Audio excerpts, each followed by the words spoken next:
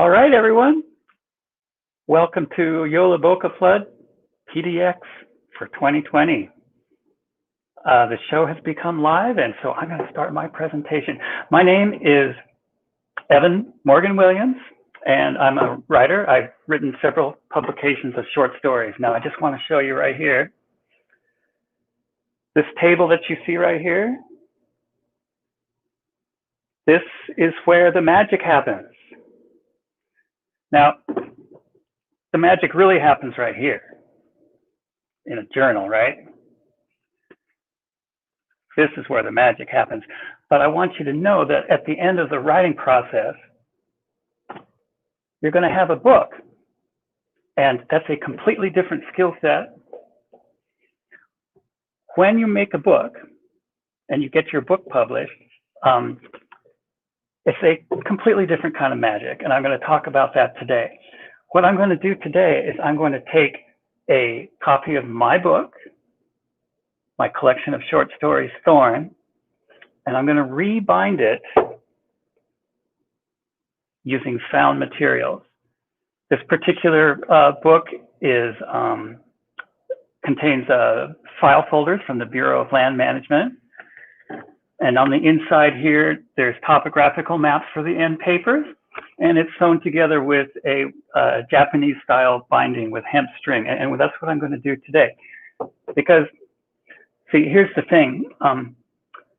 If you do publish a collection of stories, if you do get a book contract someday, I want you to do what a friend of mine advised me to do. The first time you find out that your book has been accepted for publication, just take a couple hours. Take a couple of days and just soak it in and just bask in that moment and be present and enjoy the fact that this thing you've been working for years, writing, sending stories to literary magazines, it's finally come true. You've got your book accepted for publication. You've got a contract. Because once your book becomes published, an entirely different skill set gets called upon. Marketing your book, looking for book reviewers, getting someone to write the blurbs on the back of your book, setting up readings at bookstores, setting up readings at libraries, getting the books out there. It's a hustle, and it's not easy, and it's a different job from writing stories. Honestly, it can take a lot of your creative energy that you put your heart and soul into writing the stories. Now, while that's going on, I realized that one of the things that happens when your book gets published is the book design itself. Now, this was published by BKMK Press at the University of Missouri, Kansas City, and they have a book designer. It was a graduate student in their book publishing program, and she read the entire collection of short stories. And she pulled out different elements that she noticed in the stories and designed a book accordingly. One of the things she said she noticed is that a lot of the stories take place at night. So there's a lot of dark tones on the cover. She also noticed, I had no idea, that the color blue figures quite prominently as a motif in a lot of my stories. There's 15 stories here, and 5 of them are set along the Pacific shore. And then a lot of the stories are set here in the Mountain West, and so if you look right across the middle, it's really hard to see, but there's a forest. There's a rainforest, a Pacific Northwest rainforest, temperate rainforest there, and then this right here, that little beam. She wanted that to represent like a waterfall because there's a lot of water in my stories. It's a motif that I use a lot, and I was really pleased to hear about this. Oh, by the way, she also said, I noticed that a lot of your stories, there's like a woman with really long hair. So I thought maybe that would be like the woman's hair or something like that. I didn't know that was a motif, but there it is. Now, having said that, I was very honored for her to find all of these things in my stories. But I do want to say that I feel in some ways as if the book cover, well, it hasn't really landed well with readers. I don't feel as if the book cover lets people know and guides them into the stories the way I had hoped. I think there's something about the cover that maybe suggest it might be a fantasy book, and it's not. It's realistic fiction. The stories are realistic fiction set here in the Pacific Northwest. They involve characters making difficult choices. I'd like to think that when characters have to make difficult choices, that's what interests a reader. A reader wants to find out how the characters are going to make those choices. They're tugging on each other. They're making choices that affect other people. Also, the stories that are set in the Mountain West, a lot of them are also set on Indian reservations. I used to work in Montana on the Crow Indian Reservation, and a lot of the stories tap into that. And I'm not sure it's being represented on the cover. So what we're going to do today is I'm going to rebind the book. Well, this is the other thing I need to tell you.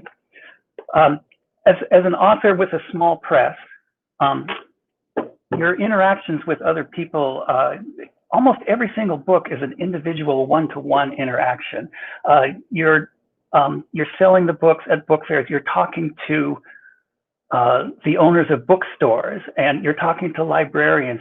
You are doing readings with other authors and talking to each other about their work.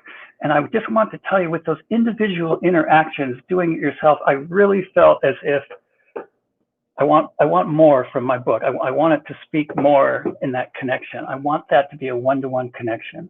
I almost want each book to be unique.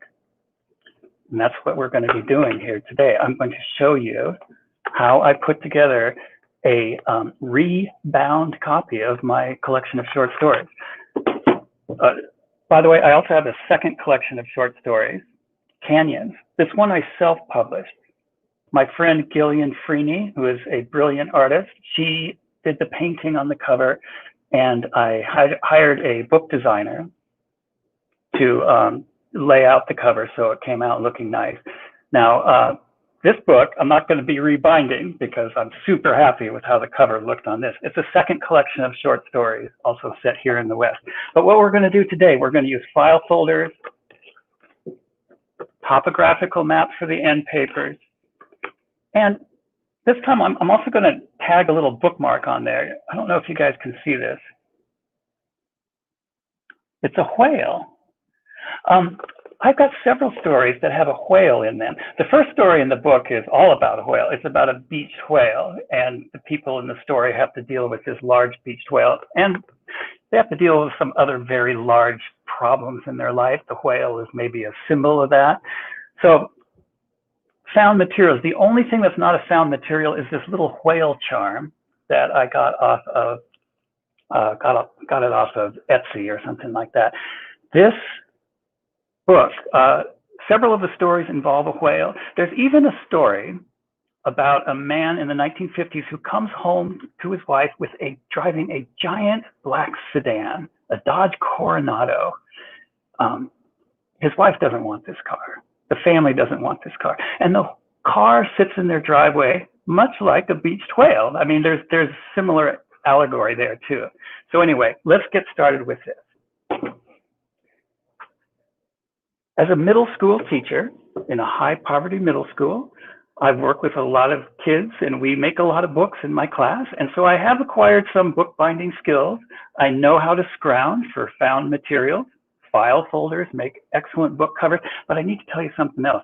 My school gets regular donations about 3 times a year. This truck pulls up to the school from the Bureau of Land Management, a government agency that donates their unwanted office supplies to other government agencies like my school. Beautiful furniture, file folders, staplers that could survive a nuclear blast, hole punchers that you could drill into the side of a battleship. Oh, it's amazing. When the BLM truck comes to my school, it's like Christmas time. But they also send a lot of junk, a lot of stuff that ends up getting thrown away. And I've been scrounging that stuff. We don't need 10,000 file folders. But oh my gosh, I love these file folders. They have beautiful marbled paper. They're brand new, 1960s vintage file folders. And these topographical maps. You know, my students don't need the topographical map per se, but they make beautiful end papers when you're binding a book.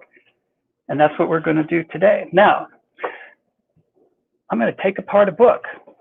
You guys, when I take apart a book, here's what happens. I go to book fairs and I get these scratch and dent copies of my book. I can't sell them. People can handle them, but I don't feel right selling them, so I tear them apart. By the way, when you peel your book apart, did you know that the cover of your book has a very thin layer of plastic on it? You end up with a text brick. This is called, I call it the text brick. And you can see right there, that's where I'm going to attach the end papers.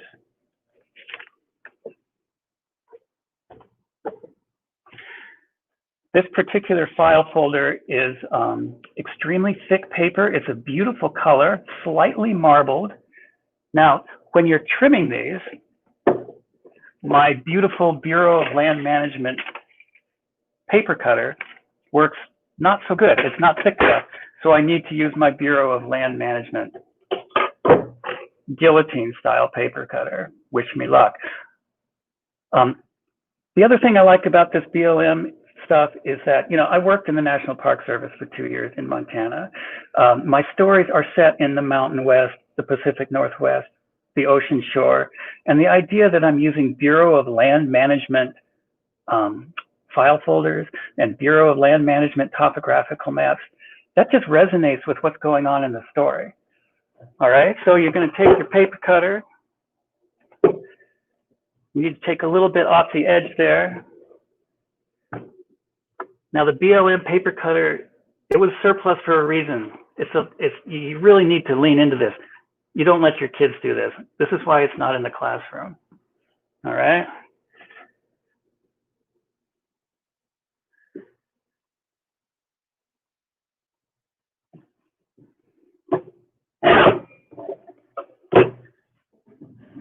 Okay, I hope I've still got all my fingers. All right. So when you've got things trimmed down to size, I already prepared one of the end papers. There we go. There's the topographical map end paper. By the way, I have been able to match some of the topographical maps to the places in the stories. I have a story that's set along the Chetco River in Southern Oregon, and I have a copy of my book, one of a kind, where the topographical map on the end paper is from the Chetco River. I'm just super jazzed when that happens. Anyway, we need to match up the back one here. Oh, and another thing, I learned something else about topographical maps. When you're cutting them on a paper cutter, these nice edges here, you think you're going to line up these edges? It doesn't work. Do you know why? It's because a topographical map matches the world, and the world is not flat. It is round. And so although you can't see it, these topographical map edges are very slightly curved. You know, props to the BLM. They know what they're doing.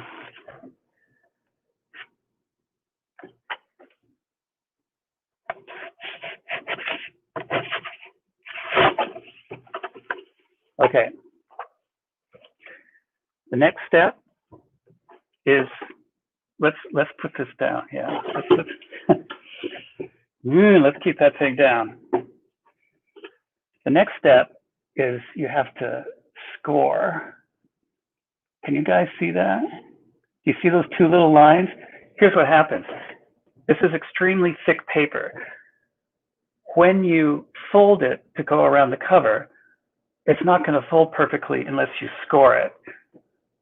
I've used this tool. This is a screen door. It's called a spline tool. It's like my favorite word in the English language. The spline tool was not enough. I've used a glass cutter, not enough. What works the best is my Swiss Army knife.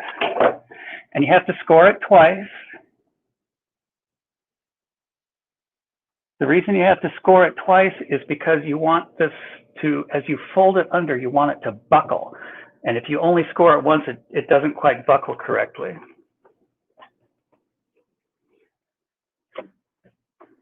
I'll show you what I mean. This one is not scored.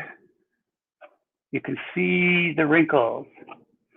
And you can see on the back, you see that didn't come out good. This one, however, I did score, and it folded real nice. By the way, I'm not just making one book today. I made a book and stopped at each stage so that I could hold it up, just like they do in a cooking show where, you know, they get the vegetables all stir-fried ahead of time. So I have a huge pile of halfway completed books over here. So if anybody, you know, I'll have a lot of books to sell by the end of this process. Now, so I've got the book all scored. I've got the edges folded over. And just to help people find out more about the book, I took the information from the back of the book and I printed it out on a little piece of paper. So if you really wanted to read the book blurbs, there's the book blurbs, there's the little about the author, and the book went on to win a prize in the Independent Publishers Association. It won a gold medal in 2016 for Best Short Story Collection. So I put that there. But remember, the idea here is it's a more of an art object. So I want this stuff to be on the inside. Okay, so, you know, when you see the book, it's going to look like this. And if you want the art or the blurb, it's in there. You put the book into this torture device here. You have to have the pieces of wood because you can't drill through paper without these pieces of wood compressing it down. Now, I'm not going to drill today because it makes a whining sound, and going across the Bluetooth, that whining sound is going to be like fingernails on a chalkboard. But when I am all done, that's what I've got.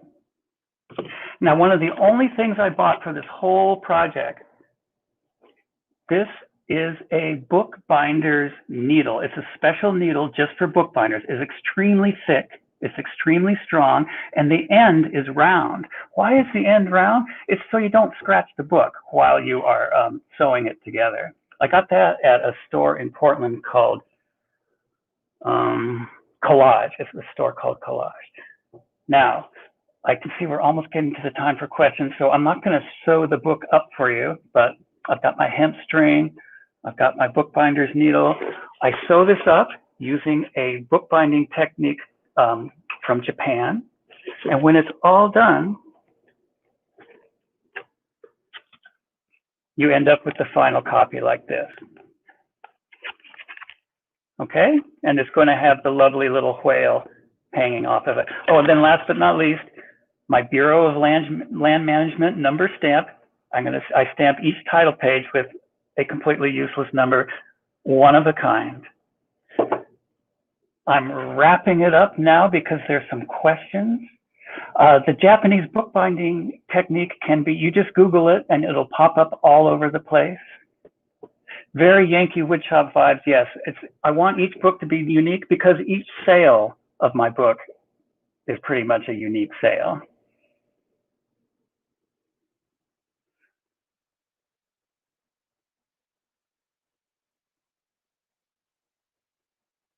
I'm looking through the comments here. If there's anything else, I don't see anything else. You guys, I'm just super excited to be part of Yola Boca Flood. It has been one of my most successful events for selling books, for connecting with authors.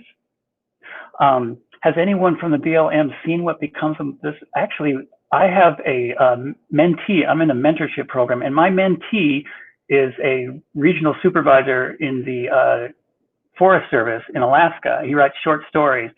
And he was super excited when I told him about this. He told me some funny stories about all the supplies. A lot of stuff ends up getting thrown away. A lot of government surplus doesn't ever end up finding a home at all. My only tip for using the drill is you have to pin it down with wood. That's my only tip. You guys, anyway, but speaking about Yola Boca Flood, I'm just excited to be part of this, and I hope you will stay around for the rest of today and tomorrow. Amazing authors. I've met a bunch of these folks. It's going to be a great weekend for just celebrating really great literature. All right, I think I'm going to wrap it up there because it looks like I've hit my time. Thank you, Diana. Thanks for the shout out there. I remember you. I totally remember talking with you.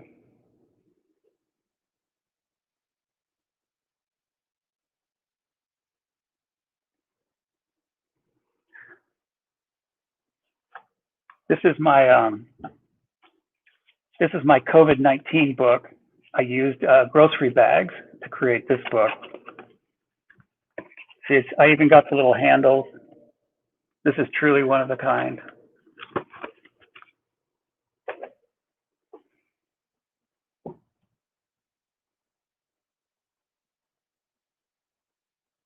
I've also got I had this dream that I'm going to use. Remember the old AOL tins? I want to make these into books somehow. I haven't figured out how that's going to go.